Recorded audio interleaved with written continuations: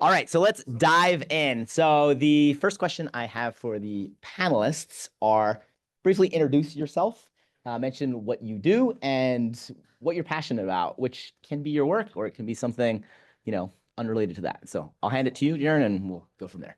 You were going to throw it at me, weren't you? Too close. I'm right next to you. You're going to throw it at me. You thought about it. My name's Jaron. I work for Jamf Threat Labs. I got a lot of passion projects, a lot of different hobbies, but reversing malware, finding malware, doing threat hunting, as well as trying to spread the knowledge of how to do that is something that's I'm passionate about. And Patrick has also, run a number of situations where I am able to help do that, and it's been a lot of fun for me. So that's where both a lot of my time gets spent at work, as well as a lot of my free time, for better or for worse. And you fly drones. And I fly drones, yeah. Well, like I said, a lot of hobbies. Got a lot of hobbies, yeah. My name is Galperin. I am the Director of Cybersecurity at the Electronic Frontier Foundation.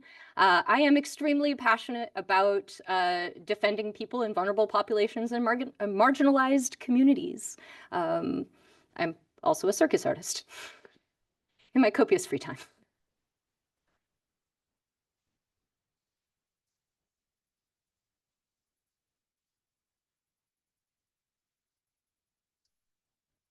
I am Devin Byrd. I'm the Director of Threat Intelligence here at Kanji. Pretty passionate about building out EDR products for Apple security. When I'm not doing that, I am chasing my 4-year-old around the house and having to try to play dad. I'm better at building EDR products than I am. So what takes more work? Definitely the kid. Awesome. And I'm Patrick. What do I do? All the things. Organize conferences, write books, do coding. Passion, I would say, I think one of the reasons I do so much of this, I'm super passionate about Apple security. I am, I've drank the Apple juice. I do enjoy the Apple products, but I continually see some of the shortcomings. And so initially, selfishly, I wrote tools and dug into malware to protect my own systems, and then saw a greater need in the community. Now I'm really passionate about sharing that knowledge and expertise. There's selfish reasons to that. I see the adversaries becoming ever more prevalent and successful. And so, as I mentioned a few times today, we need to swell the ranks. So it's really inspiring and amazing to see all you here and kind of, joining our fight, the good fight. So next question. I always find it interesting to talk to those who are in the cybersecurity space, because often we have strange and unique paths to get to where we are. So the question is, what initially sparked your interest in cybersecurity and hacking? Yeah, that's a good one. I guess back in like high school, my brother and I would play a lot of pranks on each other.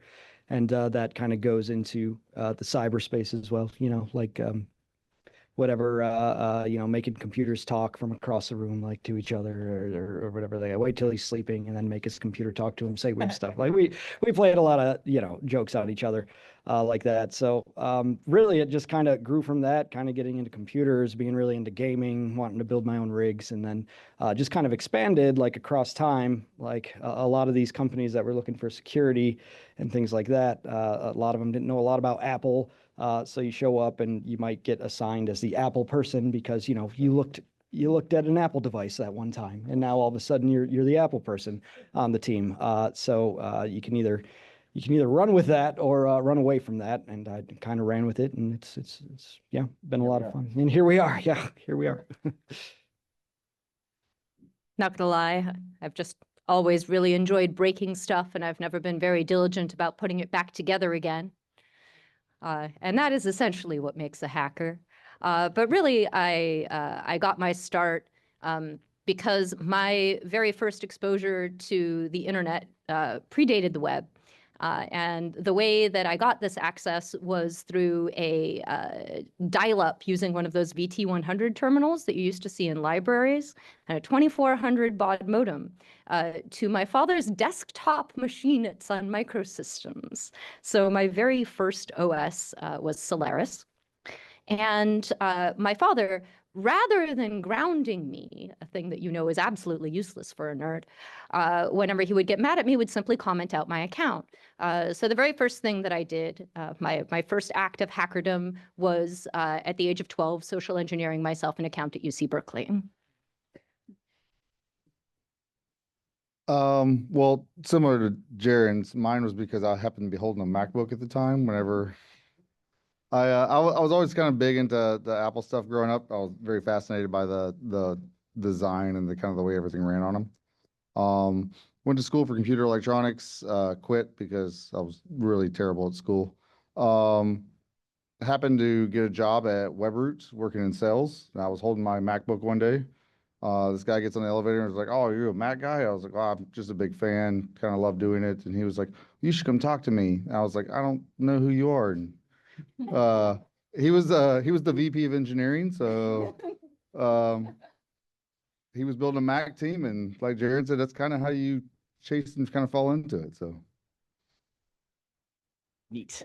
For me, I think, I kind of have a strange upbringing. We won't go into details, but I didn't grow up with television, radio. So kind of like electronics to me were always very intriguing, maybe somewhat even taboo. So when I got to high school and started dabbling in computers, I was just enthralled. I think also my brain works very well in, the computer mindset to a fault, I would say. But so computers were always super interesting to me. And then when I got to college and started learning about programming, I quickly came to the conclusion that the virus writers were the ultimate programmers in the sense that their polymorphic creations handwritten in assembly were just like not quite life, but almost. So that was really intriguing to me. And about the same time, there was a NSA recruiter who came to the university, talked about some of the neat stuff that the National Security Agency did. And I was like, wow, I can do some of the stuff that probably would get me in trouble. But now, is under the guise of the US government. So is legal, at least in their eyes. So from then on, I was hooked and had some good experiences there, and now kind of really jumping on the defensive side, super passionate about, kind of defense and protecting those who are maybe getting hacked. So that was kind of what sparked my interest and kind of keeps me going. So the next question, and some of you have already touched on it already, if you could share a memorable experience or challenge that you face, maybe the hack you're most proud of or something that, really illustrated, kind of the hacker mindset or the mindset of a security researcher where something was either daunting or couldn't be done that you were able to figure out. So, maybe an inspiring story or something you're proud of accomplishing. Sure. Yeah. I got a handful of things. I mean, I end up talking about most of them at conferences like this, to be honest. But some of the different, threat hunting techniques, some of the true tree design where we're trying to find better ways. Patrick kind of mentioned it earlier. Find better ways to sort of look up information on the system and get a more accurate answer that a number of companies really struggle to do correctly. Trying to find a better way and sort of documenting how to go about doing that the best way it can be done is definitely a big accomplishment that I feel good about and that I thought was really difficult and spent a lot of hours looking at. Another one I'd add to that, because I think it's kind of on par, challenges like in school, like if you're doing some of the cyber challenges like CCDC, or RIT puts on a really cool hacking competition every year where there's a big red team attacking all the blue teams, but all the blue teams also get points for attacking the other blue teams.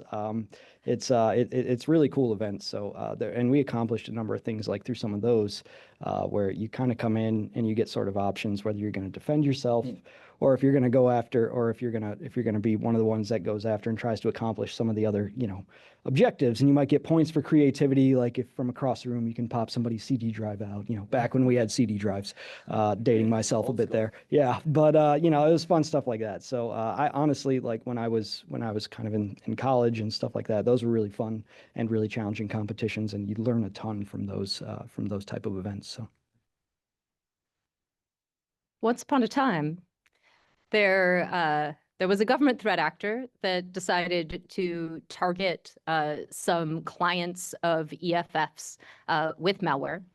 And not only did I collect and help to analyze that malware and find other regions and instances in which the sort of hacker for hire that the government had hired had been using his tool, but a couple years later, I was approached by some researchers from Lookout Security, and they said, so I noticed in this report, you point out that you're fairly certain that there's some mobile tooling, even though you haven't found it. So we found it.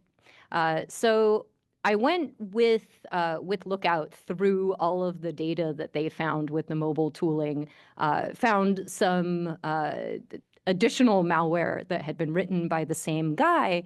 And when you're doing malware analysis, one of the most frustrating and annoying things about it is that attribution is hard. That it's very hard to figure out who wrote this goddamn thing, where it is from, where is this person located, what do they look like. And in this particular case, not only did we manage to figure out what government was behind it and who they had hired and where that person was located, but we had a picture of the upside of his nostrils. We got it all the way down to the building in which he worked. And that was fun. So mine's more on the kind of the personal level to get into the field. As I stated, I didn't do great in college. Me sitting there listening for lectures for 4 hours a day and then doing homework, that just wasn't going to be me. So like all of us, like all of you guys, that when we kind of got into this field, there was nobody to really lean on to kind of like learn what's going on with it. So I had to self-teach myself like what was going on with Mac malware, how it worked, what the functionality was, and kind of grow through that. And a challenge that kind of came out of that was, I won't say the company name, but there was a company I worked for that the product manager told me, he was like, nobody cares about the Mac product. Nobody's going to do anything with it. And it's like, we could not update it for a year. Nobody's going to notice or care. So that's when, I had to make that decision to be like, well, then I'm not going to work here. I'm going to go find somebody that my work contributes and kind of moves towards what I want it to do and continue to keep learning in that. I guess I have a few instances. Working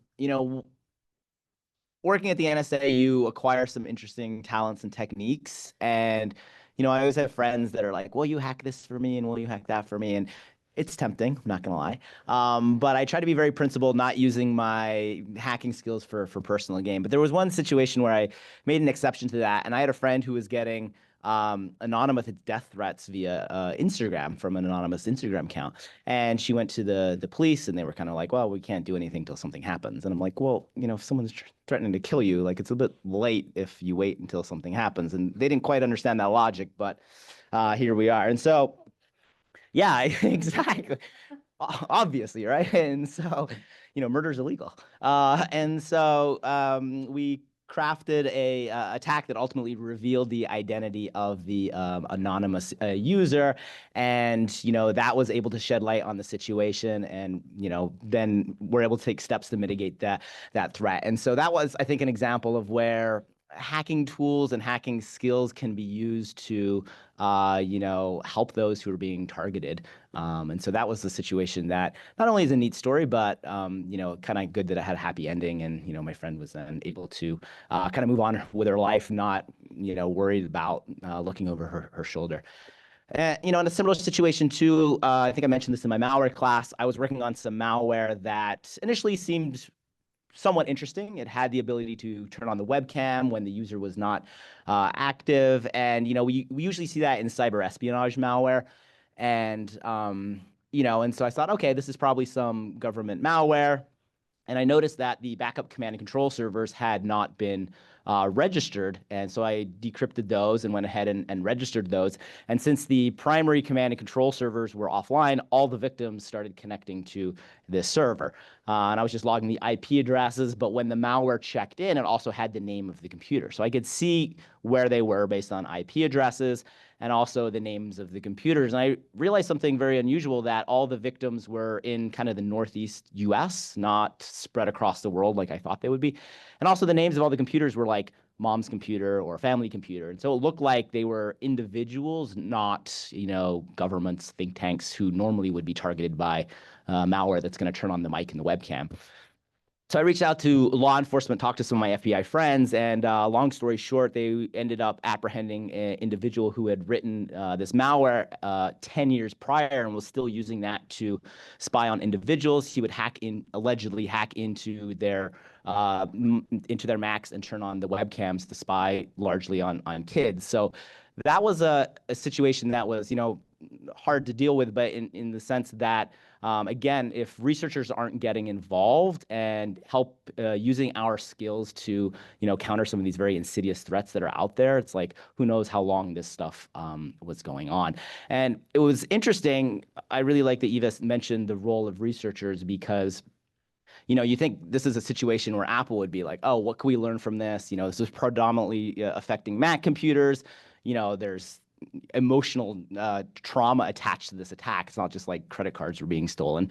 And it was actually cool because the FBI set up like victim hotlines with psychologists and then would inform the victims and try to work through with them some of these challenging situations. But at the time I was giving a technical presentation on about the malware, and there was this ongoing FBI investigation, and Apple was involved, and so I really had to tread carefully not to compromise the investigation. So I gave my talk at Black Hat, thought it went well, and I got a text messenger from my handler at Apple with some like kind of nasty words, and I was like, did I, screw up the investigation? And I'll never forget what he said, which was essentially, no, we don't care about that. You're just getting us bad press. And I was just like, oh my God, because until then, I was really under the illusion that Apple was going to do the right thing. And so I think Eva's presentation and mentioned like Apple, like this faux pas, like how can this be? I think that's just another illustrative example where the skills we have can be used in really positive ways, because these companies, at the end of the day, they are generally most concerned with making money for their shareholders, even if they kind of give off this other facade. And so that was a situation I was inspired by. Also was very eye-opening to me. Kind of really showed me the reality of these companies.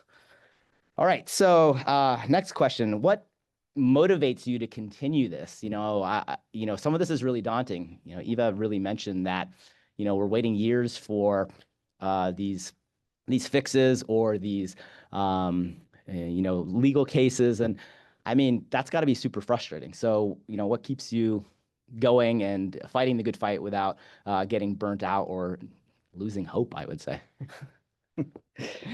Things aren't really getting better, are they?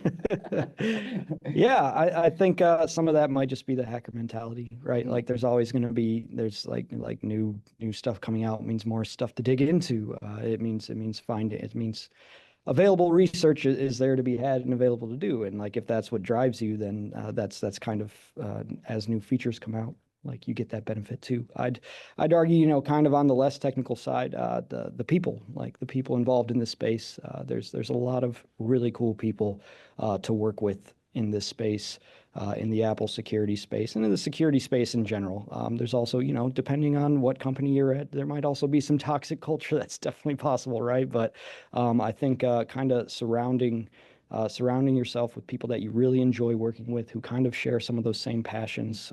Honestly, that's driven me a lot, personally.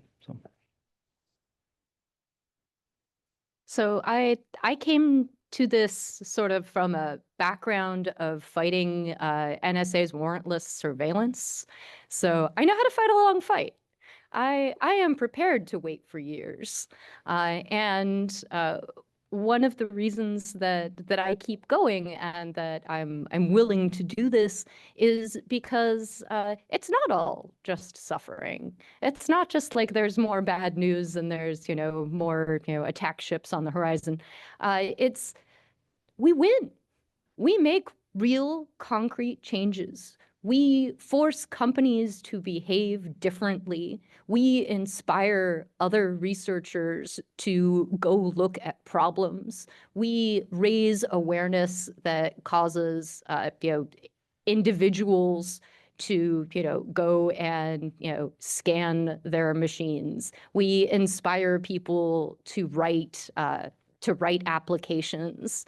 And most importantly, what I hear from people inside of the companies is I hear again and again about people saying, listen, my company was going to do this horrible thing, and then we imagined how much you were going to yell at us.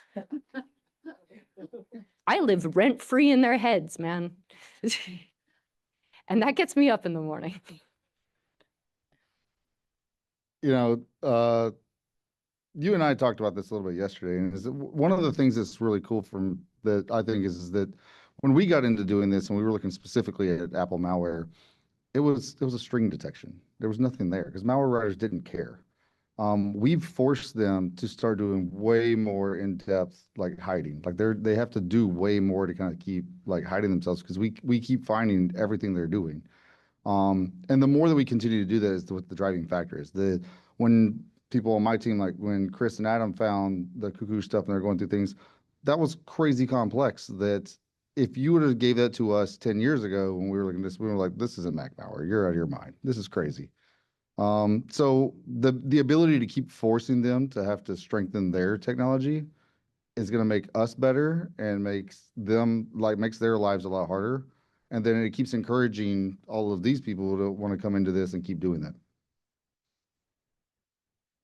Definitely. Like exactly Eva said, it's a, you know, a long fight. And I think that's an important mindset to have. And there's going to be wins and there's always going to be challenges. And so, you know, I think that's something I learned early in my career where, you know, we're in this forever. There's always going to be bad adversaries. But as Devin mentioned, right, if you can make life harder for them, that's a win.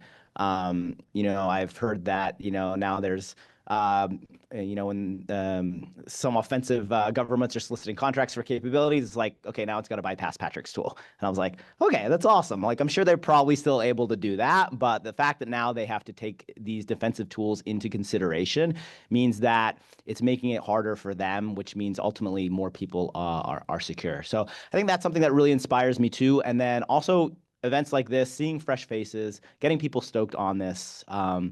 And, you know, I think like some of the others said, like we really have the ability to make the world a safer place. And I think also looking at the cases where that impacts the individual. So, you know, sure, lawsuits take forever, but, you know, maybe you help just one person be more secure or uncover, you know, the fact that their partner is stalking them. You know, like for that person, that's a win, and you're helpful and responsible for that. So I think, yes, it's sometimes easy to get overwhelmed with all the bad news, especially in cybersecurity and the adversaries that are very prolific and persistent. So I think it's important also to look for the small wins, and that definitely motivates me too. So one last question before we go to the audience questions is, you know, we have a lot of students here or people who are pivoting new into the cybersecurity.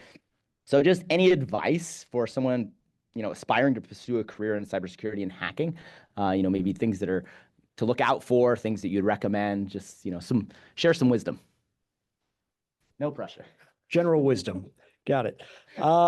Yeah, I think you know, on my path, which I kind of mentioned earlier already, like tried to get involved with some different, some of the different cyber defense competitions and stuff like that early on. There's a lot of learning there for me. Some of it is also just like figure out how to dive in yourself. You know, like Patrick's done a lot of blog posts and write-ups on what this malware is. Like, just familiarize yourself with it. If you come to an interview and you can show you know what you're talking about, like from this perspective specifically, right? Like your odds go up significantly. And I can tell you, like with the number of people I interview for a very, you know, when I have a job open, it's a very like Apple specific type job, right? Like the number of people that don't come prepared for that at all and like have a passion about what you're getting into. That would more or less be kind of my answer to that. I get a lot of people that apply because they're looking for a job, which when it comes down to it, sometimes when you're looking for a job, I accept that, you know, you're just gonna apply to everything and hope you find something. I know it works that way too, and you hit a point where that's it. But like if you're trying to get into Apple specifically, follow blogs that are out there. There is free material, I assure you. Like 10 years ago, we had none. And Patrick's been working hard. You know, we got a lot of different blog posts coming out now about Mac malware in general. Like if your goal is to be in Apple security, familiarize yourself with just the different free information that is out there now, and come ready with that and some of that knowledge. That would be kind of my 2 cents and what I generally look for when people are applying for kind of roles under me. So a lot of people ask me, how do I get into cybersecurity? And I have been here for such a long time that my path is no longer reproducible because the cybersecurity industry has changed so much since I was coming up. So the bad news is you can't just like show up and say like, hey, I've been, administering Solaris since I was 12, and I know how your network runs, give me a job. Okay, that person might still get a job now. But right now, this is a very different sort of world in which there are a tremendous number of resources. And I think that the best advice that I can give people right now is don't wait for permission. Don't wait for somebody to come around and tell you, sprinkle dust on you and tell you, now you are a hacker. Now you have permission to take things apart. Now you have permission to write a blog post. Now you have permission to, do analysis. You don't need permission for any of that. Like, find a problem, take it apart methodically, and then write about how it went. Even if you didn't succeed, even if you don't find anything, your thought process is interesting and other people are going to benefit from that. This is the whole point of the scientific method, is that a negative result is still a result. One of the things that I hear all the time from people is essentially like, the research that I have done is not worth publishing. There is no research that's not worth publishing so long as it is done in good faith, it is correct, and it is accurate. And I think that more people should be publishing the stuff that they find and talking about the ways in which they found it, because you can really learn a lot that way. And also, the people who are hiring are going to be looking at that stuff when they're thinking about whether or not to give you a job. So I think it has multiple factions on it. I think being passionate about what you're looking into, what you want to do with it, is a critical aspect there. If you're not passionate about reverse engineering, you're gonna hate doing it for 8 hours a day, every day. So you have to be passionate about what you're looking into. You need to have a supporting kind of role around you. It was harder back then, like when I got into it, than it is now.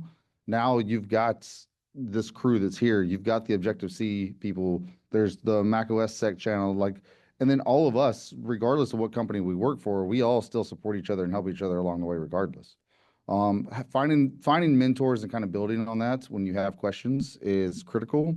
And I think the last thing that is really a driving force that should be behind all of it is make the malware authors hate you. Make them put things in their code where like, piss off, Patrick. You want that in their code. You want them to hate you that much. And the more you drive for that, the better and better you're going to get at what you do. All great advice. I would have one thing to add, which for me seems to have resonated really well. And so when I started to work for the government, I was in this intern program where you would go to different offices. And as a naive college student that was very passionate about cybersecurity, I said, I'm going to be good at everything. And very quickly, I realized that was just not humanly possible. And I also realized then that the individuals who seemed to have the most success were the ones that laser focused on one topic, and they really went deep and became an expert in whatever that was. And I think part of that is finding what that is to you. Is that reverse engineering Android apps? Is that writing security tools for Mac OS? Is that figuring out how to do security on cars and autonomous driving? Like, it doesn't really matter what it is, but what has worked really well for me is focusing on one thing and just doing that. And so for me, started out with Mac stuff, right?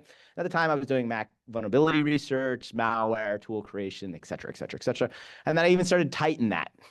giving up, not really doing a lot of iOS stuff, just Mac OS, kind of not doing as much vulnerability research, just doing Mac malware. And that served me in a lot of ways really well. It was, in retrospect, a very lucky decision because Macs became very popular. Mac malware has increased greatly. There's a dearth of experts in this space. You know, if I picked underwater basket weaving or something, probably wouldn't be here talking about this today. Somewhere else, underwater, weaving baskets. We'll get to, maybe that's the retirement plan.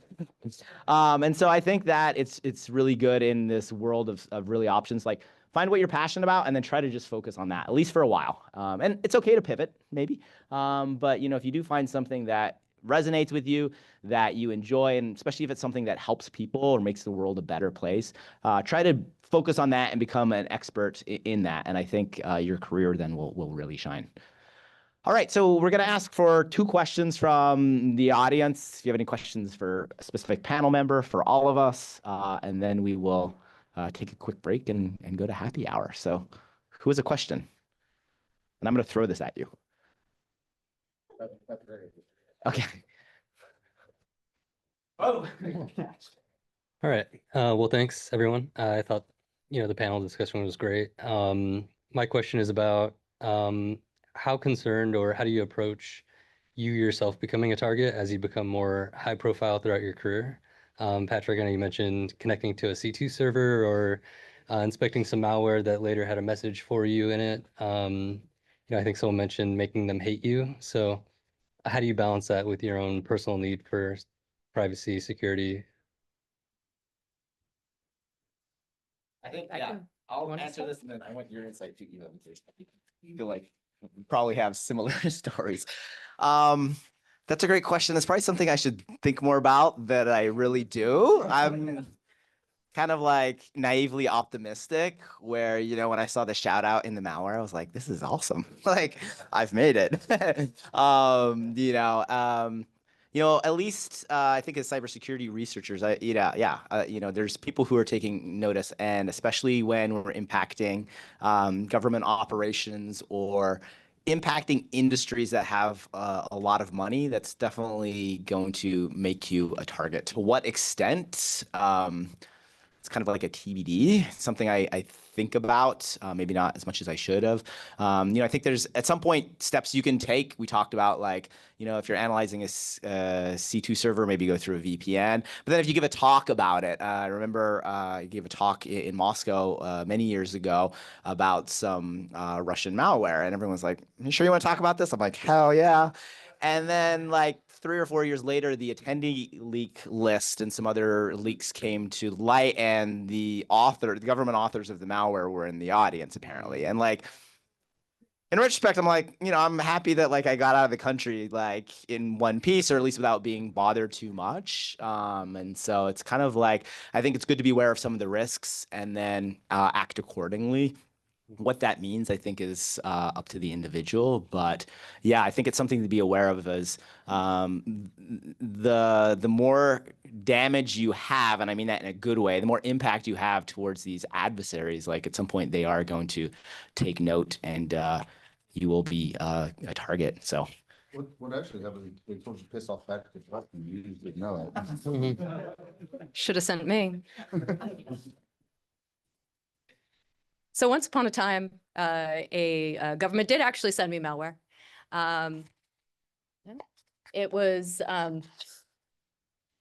This was a very long time ago, and so it was attached to an email.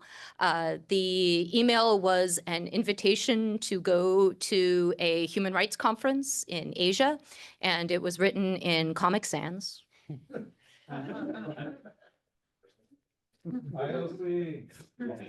Indeed. So I got together with another security researcher. We turned around, analyzed it, wrote it up, published it, found other malware that it was related to, and it turned out to be the very first sample of a now reasonably well-known Vietnamese government threat actor that most people know as Ocean Lotus. So come at me, bro.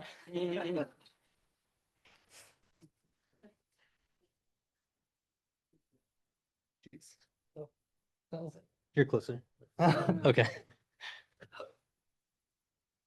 So sort of related to that question is what sort of personal OPSEC do you guys have? You travel around, you cross international borders.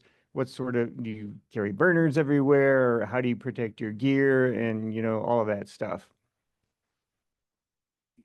As it happens, not only do I travel to sketchy places, doing sketchy stuff, talking about sketchy stuff and meeting with sketchy people, but I also help organizations made up entirely of people like this figure out their OPSEC for travel.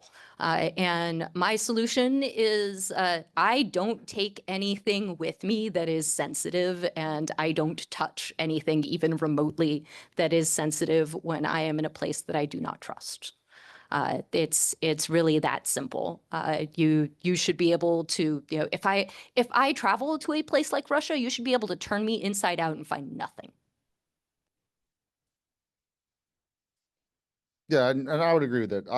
I worked for a DoD contracting company before, and I still kind of follow the same kind of guidelines with that, where I have a totally separate computer that I'll wipe before I go out anywhere and take that. It's a really slow, shitty MacBook Air, but for traveling, it's great. But I'll have something like that I'll go around and use that. And any other devices that I have to do, I'll do the same thing. I'll just wipe anything that's in there, put it in lockdown mode now if I need to, just try to keep everything as secure as possible when we're going through it.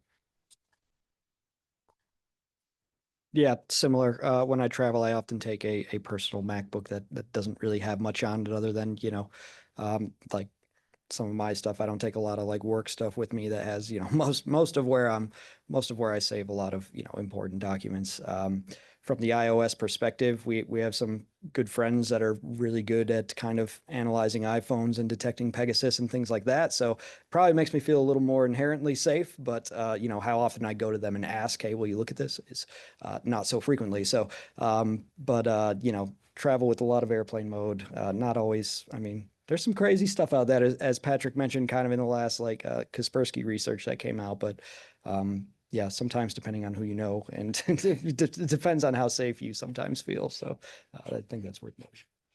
Yeah, the one case I will bring devices is when I'm, you know, hoping someone puts something on it. So it's kind of like baiting them. But again, that shouldn't be like your personal device. So yeah, maybe bring a burner device with nothing sensitive on it, especially if you're, you know, hoping they leave something on it. And just to add, you know, one other facet to that, great question, because, you know, this is one of the reasons I started writing the Objective-C tools. The one that comes to mind, again, it was in Russia. I was out to dinner with a woman who identified herself as an individual working for the Russian government. No surprise there, I guess. I appreciated her honesty, I guess. But I remember thinking that, yes, you know, she's trying to build this rapport with me, but at the same time, I was like, I wonder what's happening to my laptop. Like, you know, it's like I'm out to dinner and I'm sure, you know, maybe someone checked, and I didn't know. So this inspired me to write a tool that would alert my phone if someone opened my laptop when I left it behind. And so I kind of like some of the sketchy stuff. It's exciting, you know, it feels like interesting, and also I get a lot of inspiration for writing security tools for that. So it's one of those things that you know, I think you can definitely take, you know, there's some really great advice that was given here that should be conformed to, you know, but also I think it's one of those things that, and this goes back to the previous question as well, like I don't lose too much sleep. I think working for a government agency, I came to the conclusion that if someone really wants to hack you, they probably will. You know, and if, you know, I'm talking, you know, nation states or three-letter agencies, and if you're of interest to them already, like you might have other things to worry about. And so in some cases that gave me peace of mind, because it's like, well, you know, they're going to hack me if they want, and what can I do? But that means still, I still think, especially when you travel, there's good steps you can take to make sure, if nothing else, you make that a lot more difficult for them. Because I can also tell you, you know, while working for the government, the steps people took to secure their devices definitely made things a lot harder. In some cases, you know, led to unsuccessful access. So great question. All right, well, round of applause for the panel attendees. Thank you, thank you, thank you, thank you. So this wraps up the conference. There is a few announcements. I'll plug this in because there's some information for this.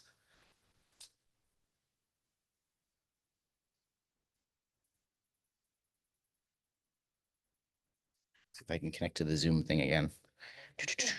The Russian Wi-Fi. You joke, you jest, but okay. So the first announcement is we're gonna do a group photo.